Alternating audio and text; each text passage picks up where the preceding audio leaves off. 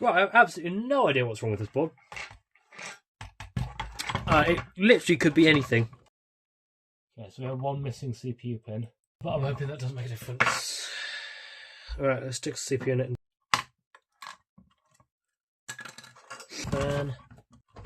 And this ball's way too big to fit under the camera. Power supply on. Fingers crossed it works.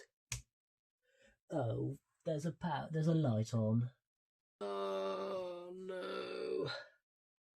Oh yeah, no, I forgot to plug RAM in, didn't I? The greatest technician that's ever lived.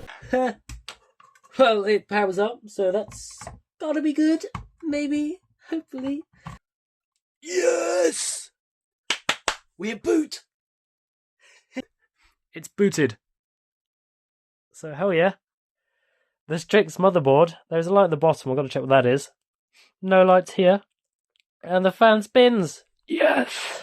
We have a second success with the motherboards, so we are 2 of 4. So I will take those odds. Hell yeah.